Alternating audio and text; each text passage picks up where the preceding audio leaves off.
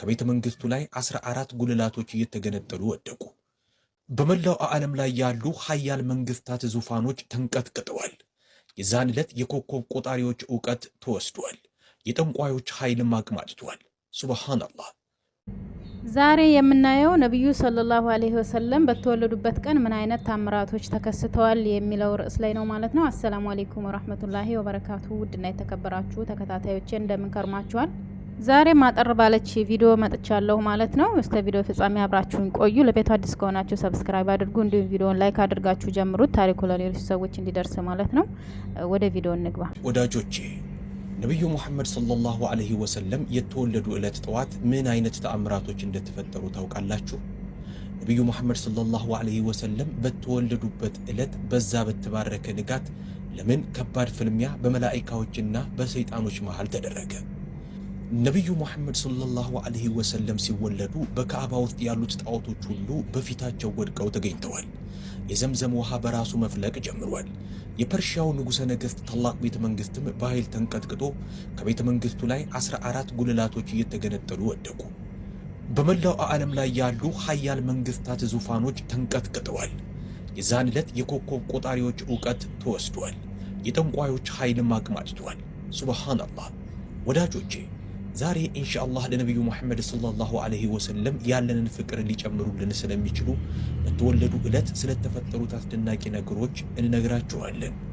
ነገር ግን ከመጀመራችን በፊት ለነብዩ ሙሐመድ ሰለላሁ ዐለይሂ ወሰለም ውዴታ ካላችሁ ለዚህ ቪዲዮ ላይክ ስጡ። በኮሜንት ሳጥን ውስጥም አልሐምዱሊላህ ብላችሁ ጻፉ። አሁን እንጀምር።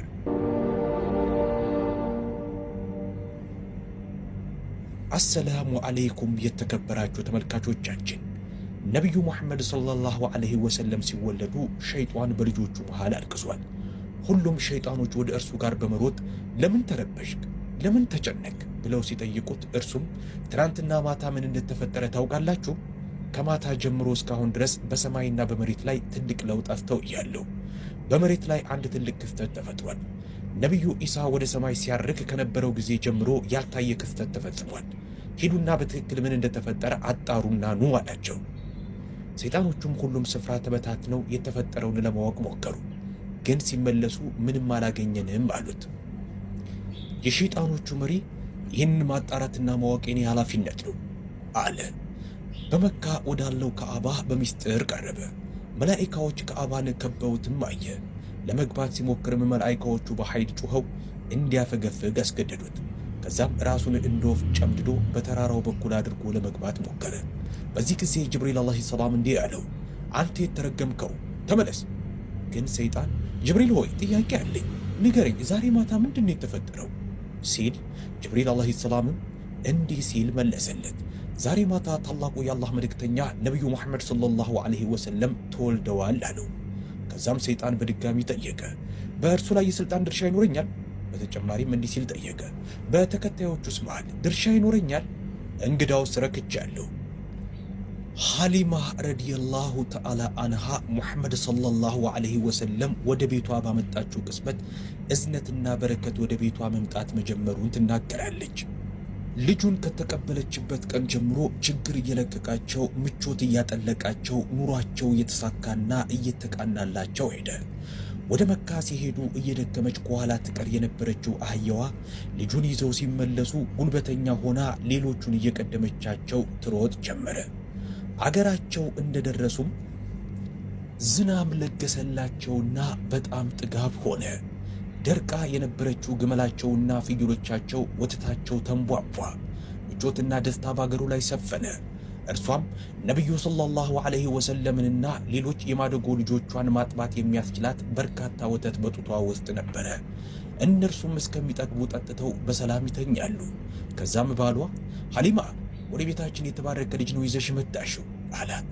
እሷም አሁን እኔም እንዳንተ ሆኖ የሚሰማኝ ይህ ልጅ በእርግጥም በበረከት የተሞላ ነው አለችው።